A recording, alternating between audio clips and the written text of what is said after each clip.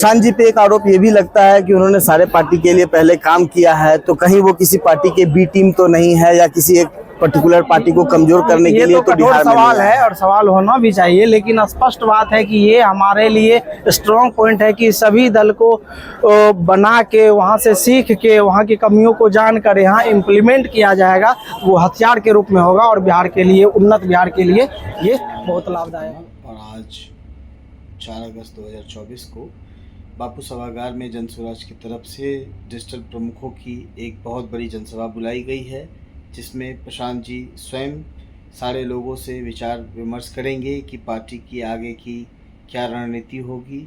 और इसके लिए आज बड़ी संख्या में भीड़ बापू सभागार में आई है। तो आज हम जानते हैं कि आम जनों की, आम पार्टी कार्यकर्ता की प्रशांत जी के प्रति क्यों इतनी विश्वास है और क्यों वो जनसुराज को बिहार का भविष्य के रूप में देख रहे हैं।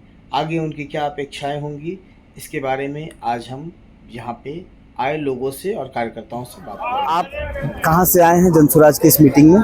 ये मूल रूप से हम बेगूसराय से हैं, अच्छा। लेकिन अस्थायी रूप से पटना में ही रहते हैं। अच्छा, पटना से ही आए हैं। जनसुराज को लेकर आपकी क्या अपेक्षाएं हैं कि आगे जनसुराज क्या बेहतर कर सकता है बिहार में? अपेक्षाएं तो यही है कि उनके जो भाषण है, सोच है, विचारधारा है, उसमें साफ झलकता है कि सबसे पहली जो मुद्दा है कि पलायन को रोकना और शिक्षा, दो मूलभूत चीजें हैं। और ये सुधरता है तो ऑटोमेटिक समाज की हर जो है सिस्टम सुधर जाएगा, हर वर्ग को इसका फायदा मिलेगा।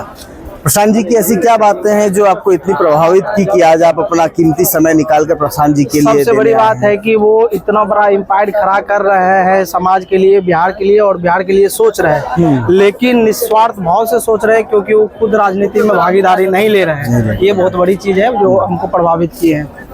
और प्रशांत जी का ये डिजिटल मुहिम है, इससे आपको क्या समझ में आता है कि ये प्रशांत जी क्यों कर रहे हैं? क्योंकि डिजिटल मुहिम का सीधा सा मतलब है कि अधिक से अधिक लोगों तक अपनी बातों को पहुंचाने का माध्यम है ये, और समाज के उन वर्गों तक जहां की अभी सही से सड़कें नहीं हैं, गलियां नहीं हैं, तो उन सुदूर इलाकों में भी उनकी आवाज़ पहुंच सके, इसलिए डिजिटल मुहिम को बढ़ावा दे रहे हैं। और मुझे लगता है सही चीज़ है। आने वाले समय में क्या लगता है प्रशांत जी कुछ बदलाव ला पाएंगे बिहार में, या फिर जैसे पहले पुष्पम प्रिया चौधरी आई थी, उन्होंने भी काफी अपनी पार्टी बनाई और काफी उनका भी सोशल मीडिया पे उस जमाने में दिखता था? देखिए, इसमें तो स्पष्ट आप देख ही रहे हैं, इतना भीड़ देखकर आप अनुमान लगा रहे हैं। जितनी बार भी बापू सभागार में, पटना में रैलियां होती है, सभा होती है, तो भीड़ से अंदाजा लगा सकते हैं कि युवाओं जो है 60-70%। प्रशांत जी पे एक आरोप ये भी लगता है कि उन्होंने सारे पार्टी के लिए पहले काम किया है, तो कहीं वो किसी पार्टी के बी टीम तो नहीं है या किसी एक पर्टिकुलर पार्टी को कमजोर करने के लिए तो बिहार में सवाल है और सवाल होना भी चाहिए। लेकिन स्पष्ट बात है कि ये हमारे लिए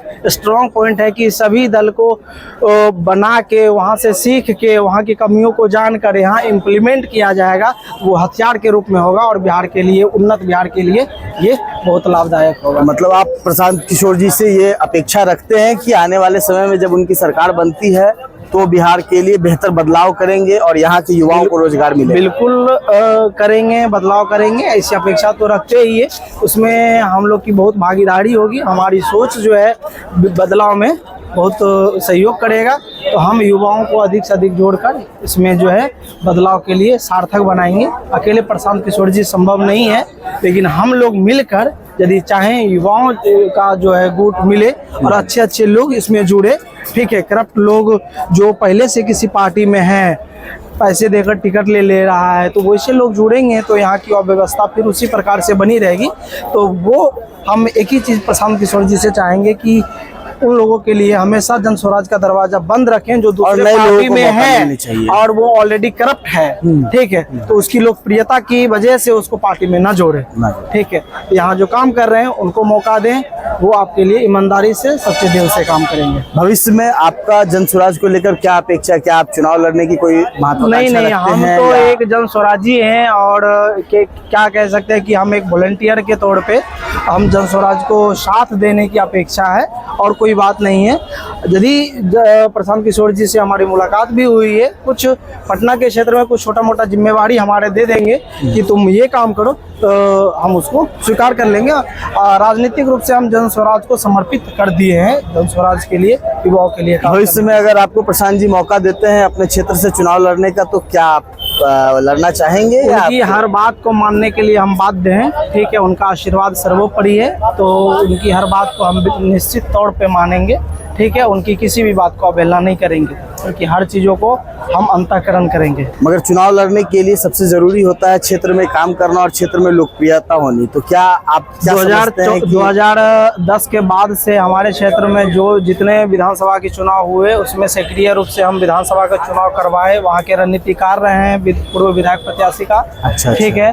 तो हमको अनुभव है उस क्षेत्र का, और लगभग उस क्षेत्र में लगभग 2.25 लाख वोटर हैं और सभी से मिलना जुलना और सभी क्षेत्र का भ्रमण कर चुका हूं। मतलब आप उस क्षेत्र की सारी समस्या और सारे चीजों को जानते लड़े हैं, व्यक्तिगत लड़े हैं, एक प्रकार से कह सकते हैं कि पूरी चीजों को खुद से कंट्रोल कर किए हैं विधानसभा में, और लगातार करते आ रहे हैं। वहाँ की पंचायत चुनाव से लेके ये जो है एमएलए का, एमपी का जो चुनाव है, विधानसभा लोकसभा सब देखे हैं, करीब से देखे हैं, ठीक है। और हम ये भी चाहेंगे प्रशांत किशोर जी से कि युवाओं को आगे लाना जरूरी है, लेकिन जिस क्षेत्र में हमारी कार्यकर्ता कमज़ोर हो रहा है उस क्षेत्र में जो है उसकी संरक्षण के लिए ऐसे लोगों को नियुक्त जरूर उस क्षेत्र में करें जो कि हमारे कार्यकर्ताओं की सुरक्षा की गारंटी दे, संरक्षण करे। ऐसे लोग को जरूर जोड़े, ना कि जो ज़्यादा मान सम्मान दे रहा हो, जो ज़्यादा करीबी हो, वैसे लोगों को जोड़े। ऐसा ज़रूरी नहीं है, जो समाज में हमारे कार्यकर्ता की सुरक्षा की गारंटी लेता वैसे लोगों को जोड़कर हमारे कार्यकर्ता को सुरक्षित करें। बिल्कुल। भविष्य में प्रशांत जी की भी यही सपना है कि ज़्यादा से ज़्यादा युवा राजनीति में आए और अपना कैरियर बनाएं और मुख्य रूप से अपने क्षेत्र का विकास में योगदान दें। जी। तो क्या आप ऐसी अगर कोई जिम्मेवारी मिलती है उसके लिए आप तैयार हैं?